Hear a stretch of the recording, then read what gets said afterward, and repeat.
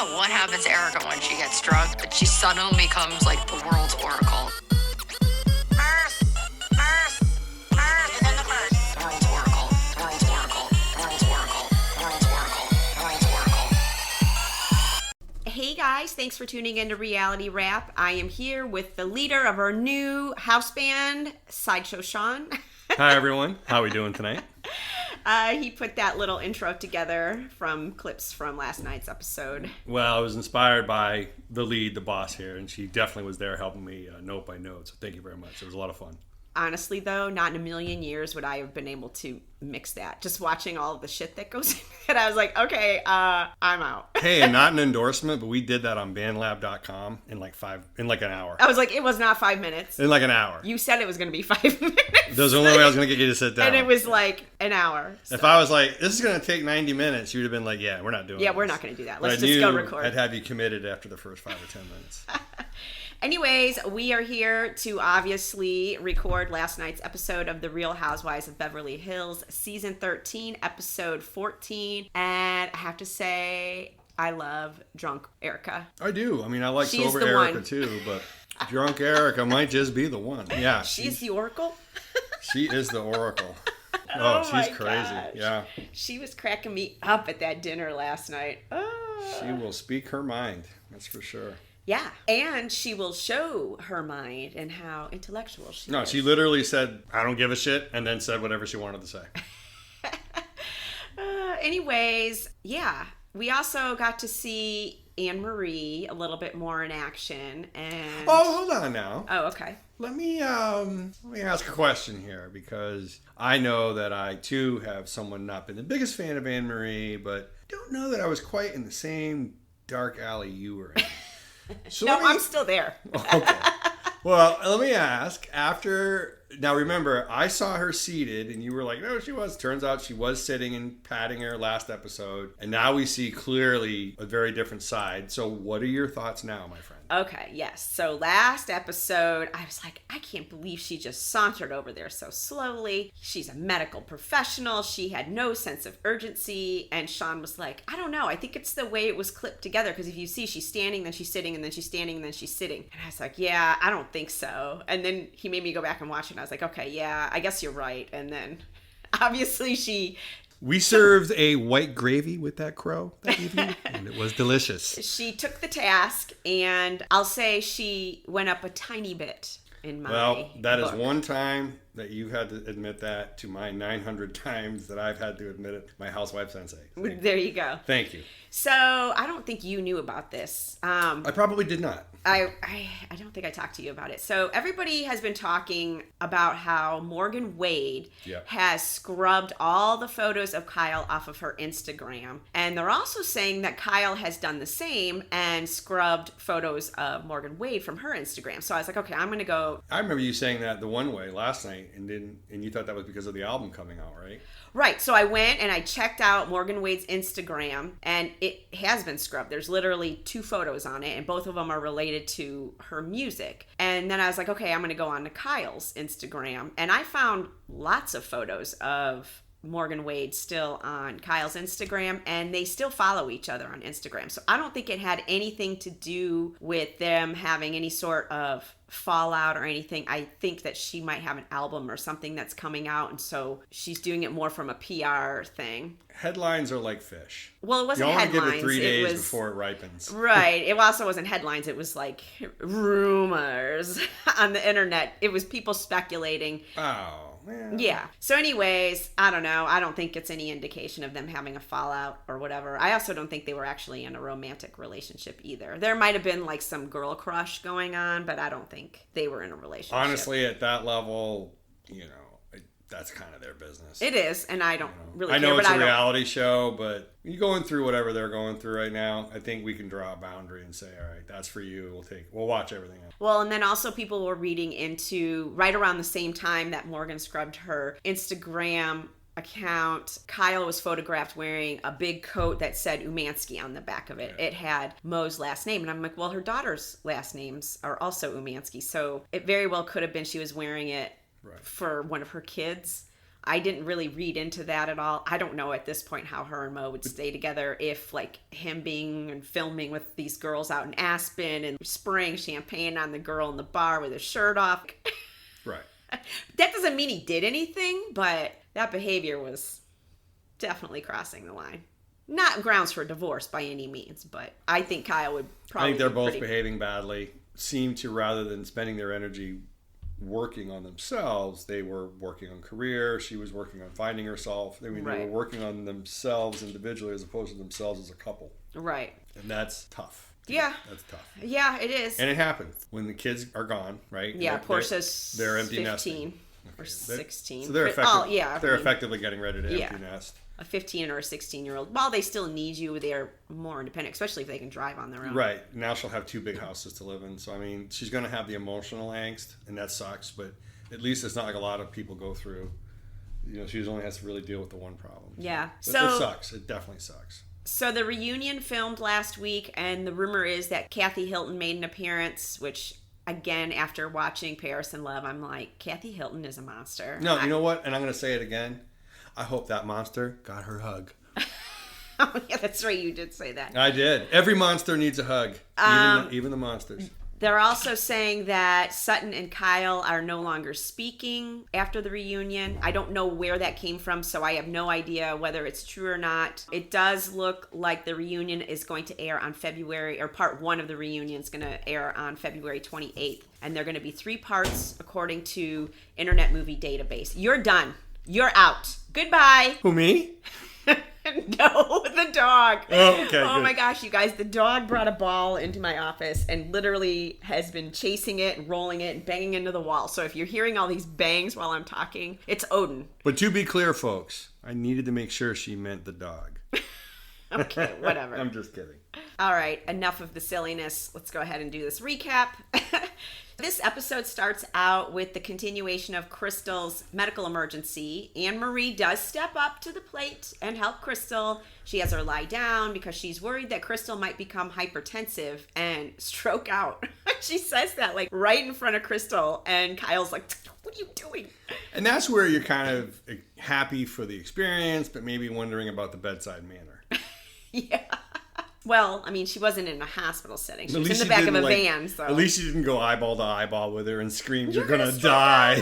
That would have been terrible. So the ambulance arrives. They take her blood pressure, and it's high, so they decide they're going to take her to the hospital. Annemarie offers to go with her, but instead they send a producer along with her, and the ladies stay behind at the church. Sutton says, let's go in and go light our candles and set intentions. While they're walking in, Dorit quietly says to her, is it okay if I don't light a candle? And in her talking head, she says that Jewish people do not pray in churches and that she can set an intention anywhere. It doesn't have to be in a church. I don't really know a lot about the Jewish religion, but I did notice that Kyle, who was kneeling and praying in the church, and she converted to Judaism. So I was a little confused as to why one wouldn't and one would, but I guess everybody practices different. I just kind of thought it was interesting. We see Kyle and Sutton talking. Sutton tells her that a friend of hers had a dream about her father the other day, and that in the dream her father said, Sutton was right, I was tired. And Kyle tells Sutton, yeah, I just had a psychic tell me that Lorraine doesn't know what happened to her. And Sutton's like, well, you know, you're never going to get those answers, and that Lorraine is at peace now. And then Sutton apologizes for not being a better friend. It was really nice to see them connect on that level. Yeah, I agree. The show is actually kind of, even though it's not the most exciting housewife show, it is blossoming into like some good friendships and like watching that. And that is interesting. I like it at least. I don't know about everyone else. But So they leave the church and they head down to Barcelona to have lunch and to shop. On the way down, Crystal calls Annemarie from the hospital, which I found interesting that of all the people that she called, it was Annemarie. You know, it made sense though. Annemarie is the intellectual authority in the room. By She's giving the her the prognosis, Anne-Marie's the best person to convey it. Plus, it's frankly, as we learned later, it was clearly probably a show of respect because Crystal was very impressed. She was. With how Anne-Marie stepped up and stepped in. Yeah. So she tells Annemarie that they gave her some anti-nausea medication and then also medication to get her blood pressure to come down, and that she will meet them back at the house. They sit down for lunch and they all toast to Crystal getting better. Kyle brings up how it's funny how they went from yelling at each other last night to Annemarie stepping in and helping Crystal today. Annemarie says that she takes her profession very seriously. I was like, well, I kind of hope so, because I believe you take some sort of code of ethics or something like that, don't you? You'll help anybody regardless of their blah, blah, blah, blah, blah. I'm not a doctor, and nor do I play one on TV. Yeah, I think they do. I think they take, although she's not a doctor. She's a, what is it? I can't say. She's a nurse. Anesthesial magic? I don't know. Anyway. Abracadabra nurse.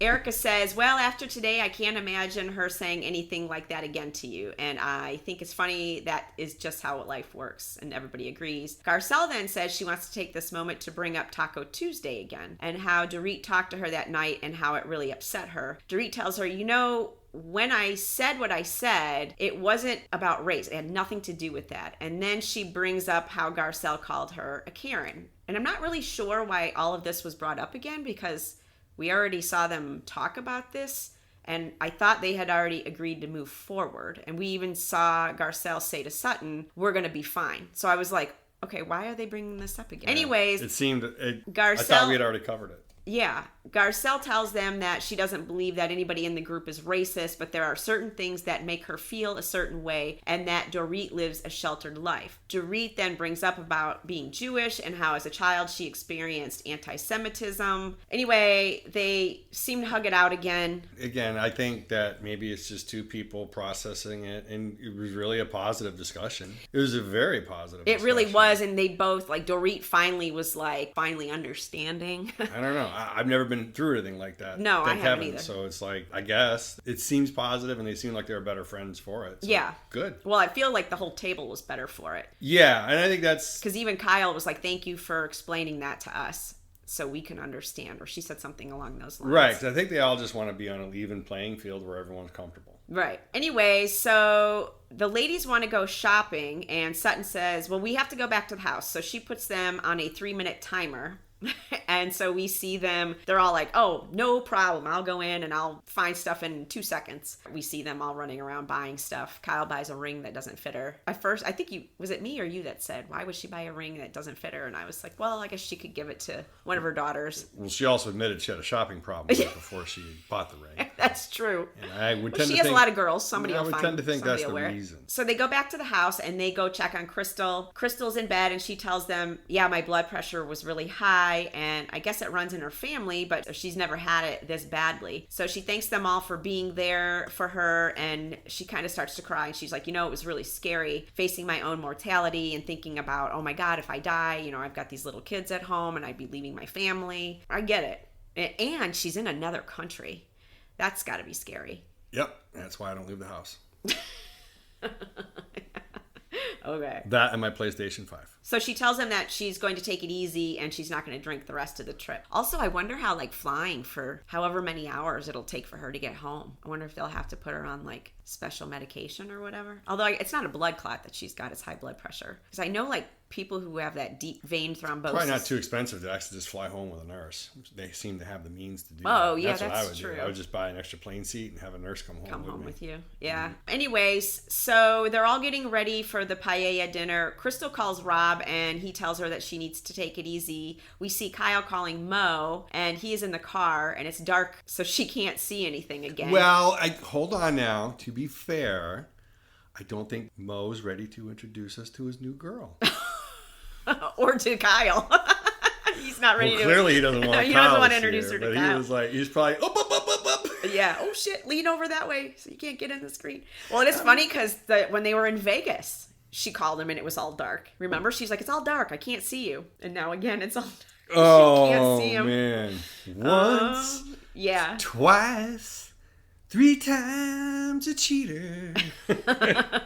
I know, Mo. And then she asks how the dogs and the kids are, and the call cuts off. So that's kind of it. We don't see anything more. Erika is getting Mo's her. a dirty dog. Yeah. Erika is getting her glam, and she's already drunk. Yeah. She's sitting in the chair having another drink. I guess she drank at lunch, then she had drinks when the glam came over, and now she's drinking while she's getting her glam done. Yeah. So by the time she gets downstairs, she's already 3 sheets to the wind. Trevor arrives with the other guests, and he meets everybody, including a drunk Erika. She's like, You mean Drerica? No, the Oracle. She's the Oracle. She is the Oracle. She's like, oh, you're the Trevor I keep hearing about. And it's funny because Sutton kept like looking over at her like, what are you going to do? Yeah, what are you going to say? Please don't embarrass me. Well, I like Trevor, actually. I thought I did he too. certainly seemed like he had a thick skin, and he would probably enjoy Erika in any state. Any form of Erika. Yeah. Yeah. Yeah. I would definitely like to see more of Trevor. He was cool. Yeah, well, he lives in Barcelona, so I think that's it. Unless he comes to... It's a plane ticket, Trev. Come on over, man. Beverly You were Hills. entertaining, bro. Storm tells them that it's time that they get ready to come watch them cook the paella. Garcelle and Crystal go over, and they're talking to Storm, and another gentleman is standing there with him, and he starts talking, and it turns out that it's Storm's father. Garcelle mumbles to Crystal, I think I'm gonna go for the dad. But she kind of said it loud enough that the dad and Storm heard it. They kind of started laughing. I was like, they heard that, right? Because they're standing right in front of her. I think I'm gonna go for the dad. Yeah, I mean, they were not church mice, quiet as. No. Crystal says, yeah, I knew that. I'm like 10 minutes ahead of you. That was funny. Yeah. Garcelle tells us in her talking head that she could see herself moving to Spain, learning to speak the language, marrying Stormy's daddy, and being a stepmom to Stormy. She's and literally then, describing porn. And then she says, I may need to burp him or breastfeed him. And then she was literally describing I was like, porn. Yeah, no. Okay, that's weird. She was throwing out porn scenarios at that point. Yeah, I was just like... Garcelle is a horny lady. Jeez Louise. Damn, girl. Yep. She's got an itch that... she needs a scratch. She needs to scratch that itch. Yeah. So it's now time to eat. So they all sit down. Poor Trevor is stuck sitting next to Dorit.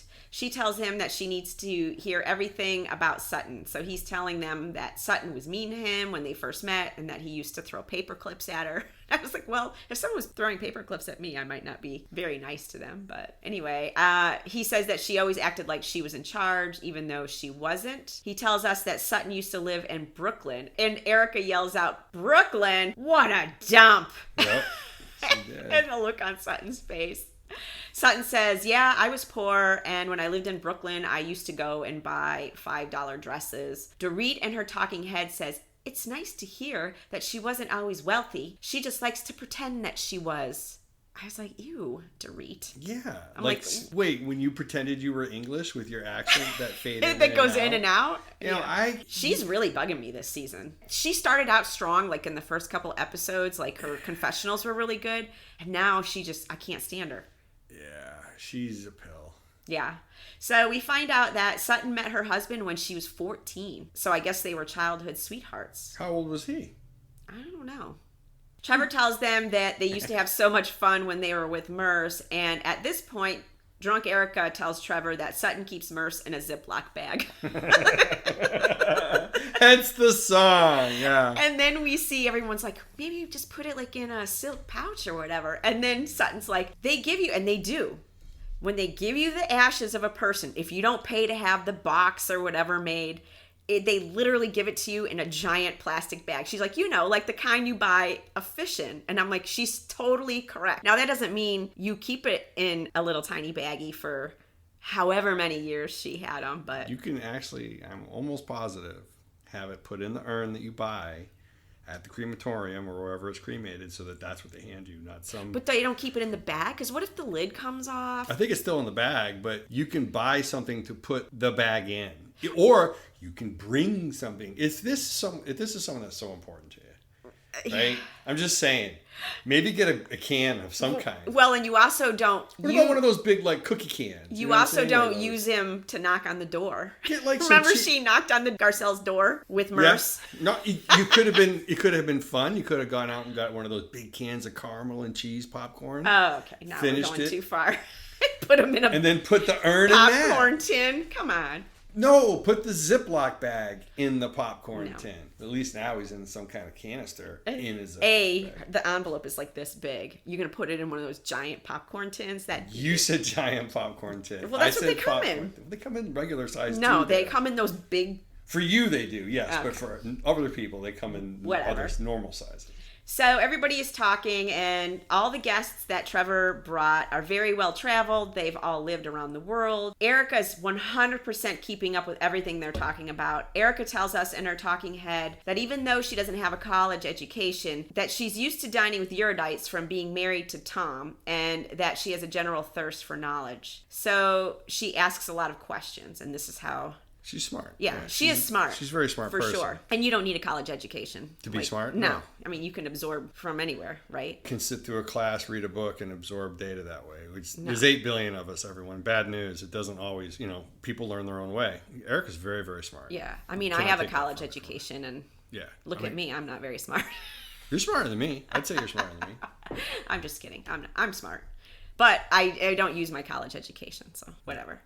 At one point, Garcelle just looks over at Erika and she says, "Who are you? It's impressive." And Erika tells her, "That's a long story." I was like, oh my God, I love this, Erika. She did, yeah. Sutton starts talking and Erika yells out, "Merce is in the purse." And Sutton, everyone just kind of looked like... Kudos to Sutton for holding it together, because Yeah. in other episodes, she didn't. And so No. I thought she really held herself very well. Well, her and Erika are like... They are. Yeah, like they have that new friendship. Right. Well, but in the past, she hasn't, held it together. I was really proud of how she held it together last night, because I would have been like, what the heck? Yeah. Sutton tells everybody that she can't wait to go spread Merce's ashes around Spain, because I guess this area was very important to him. So they stand up, they toast, and they end the night. We see Kyle on the prowl for chocolate, which I totally related to. I have been there, like looking through cabinets, like, oh my God, there has got to be a piece of chocolate somewhere in this house.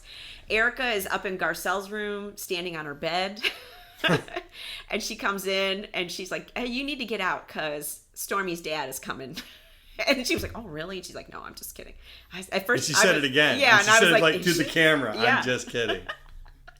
The next morning, we see Erika, and she is hungover. She's like, "I have a headache." I was like, "No, duh." Dude, Erika looked like a stamped out cigarette that morning. She did.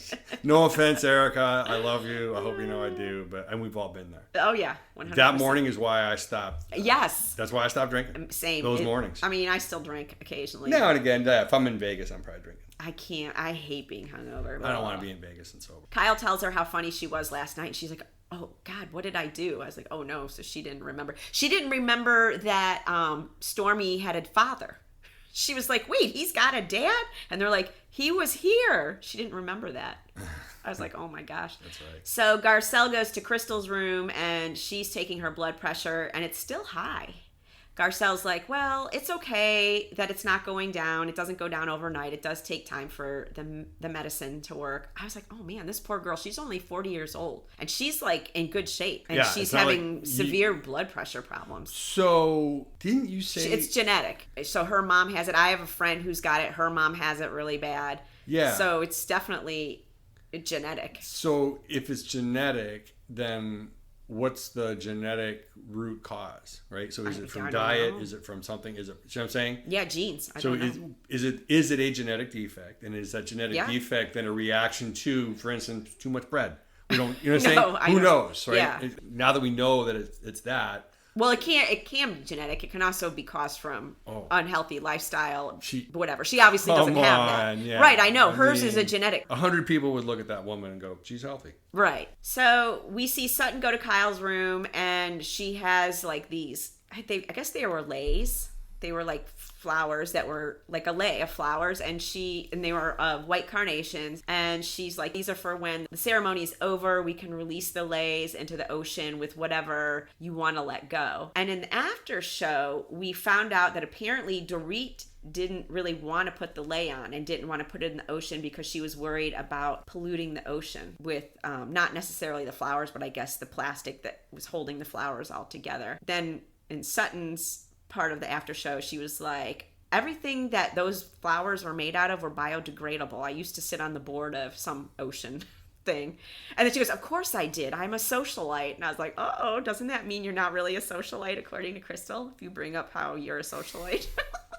But anyways, I guess everything that these leis were made out of were biodegradable. Also, But did she say that at the beach? I guess she told, I don't know if she must have told her off camera, or we haven't seen her give Dorit hers yet. Oh, okay. She was Yeah, just I in was like, wait a Kyle's minute, room. did I Yeah, miss no, this was something? on the after show. Okay.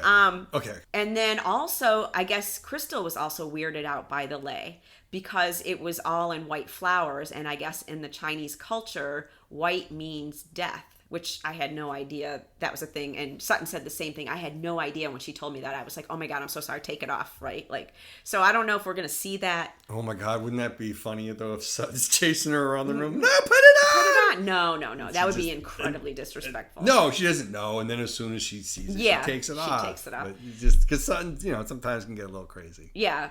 We see Dorit talking to Jagger, and she tells us that PK is in London again and that her mom is with the kids, so it's fine. But she's like, I really don't travel much, so why couldn't he just be at home? And I was like, yeah, that is kind of weird how he is always in London. He's in London a lot. Yeah. Why?